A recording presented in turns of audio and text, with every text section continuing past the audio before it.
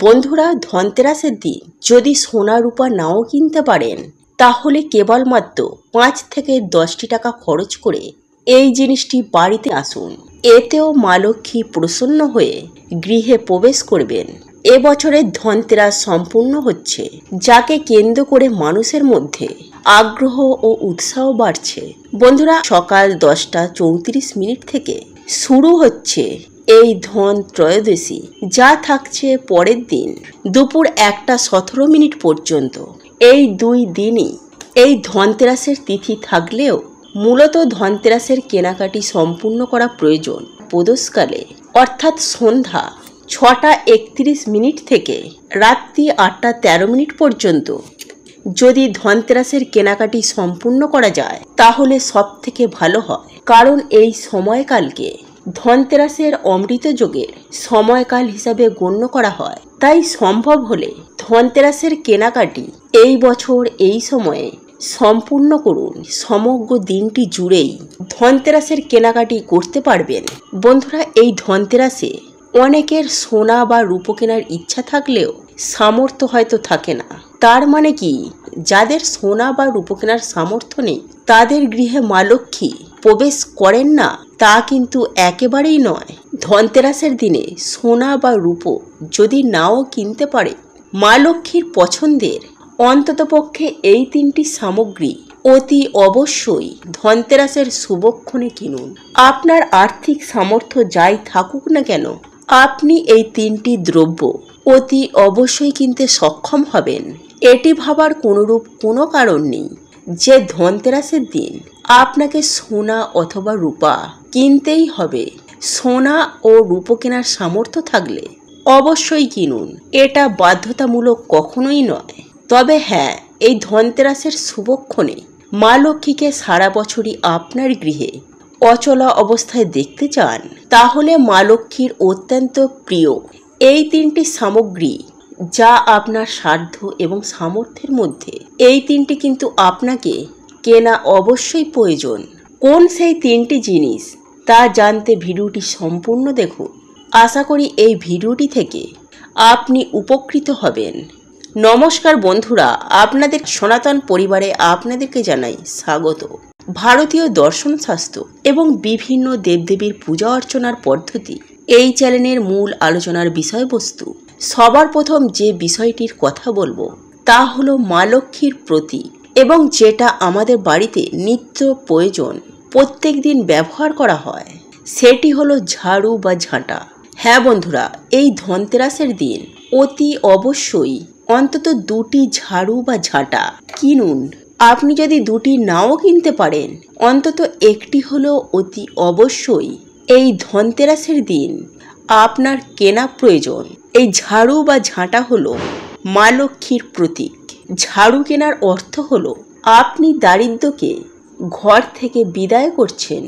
ধনতেরাসে ঝাঁটা কেনা অত্যন্ত শুভ, কারণ ধনতেরাসের দিন ঝাঁটা কেনার অর্থ হলো বাড়ির সমস্ত দুঃখ দারিদ্রতা চিরদিনের মতো বাড়ি থেকে দূর করে দেয়া।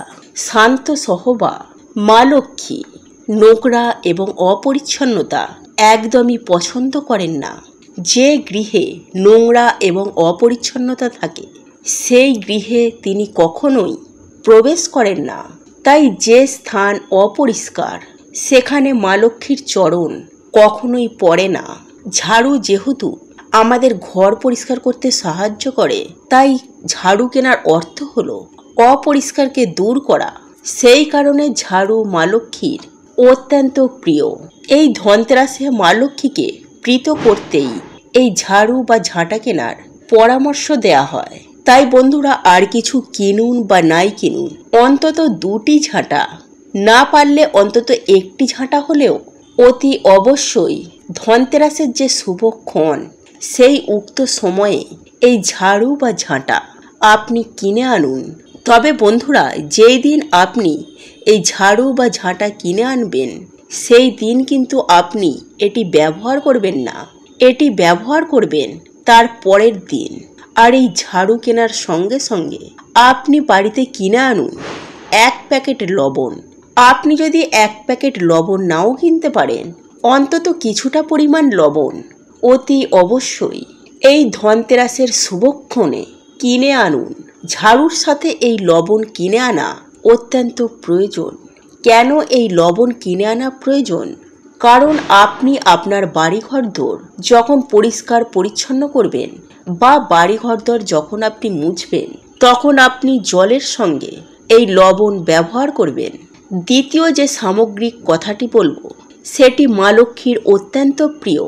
এই ধনতেরাসের দিন সমুদ্র মন্থনের ফলে মা লক্ষ্মী যখন পুনরায় আবির্ভাব ঘটেছিল, তখন ওই দ্রব্যটিও মা লক্ষ্মীর সঙ্গে ঊর্ধিত হয়। এই কারণে লক্ষ্মী পূজার সময় এই দ্রব্যটি মায়ের পায়ের কাছে রেখে দেয়া হয়। তাই এই দ্রব্যটি মাত্র 5 টাকা দিয়ে আপনি ধনতেরাসের দিন বাড়িতে কিনে আনুন। আর এই দ্রব্যটি হলো মা লক্ষ্মীর অত্যন্ত প্রিয় সাদা কড়ি। হ্যাঁ বন্ধুরা, ধনতেরাসের দিন যদি আপনি কয়েকটি সাদা কড়ি যদি মা লক্ষ্মীর পায়ের কাছে সমর্পণ করেন, তাহলে মা লক্ষ্মী অত্যন্ত প্রসন্ন হন এবং এই কড়ি সর্বদাই মায়ের কাছে রেখে দেবেন। মা লক্ষ্মীর কাছে এই কড়ি সর্বদা থাকার অর্থ হলো আপনার গৃহে শত বাধা বিপত্তিতেও আর্থিক অভাব অনটন কখনোই হবে না। তাই এই ধনতেরাসের দিন এই সাদা কড়ি অতি অবশ্যই আপনি কিনে আনুন।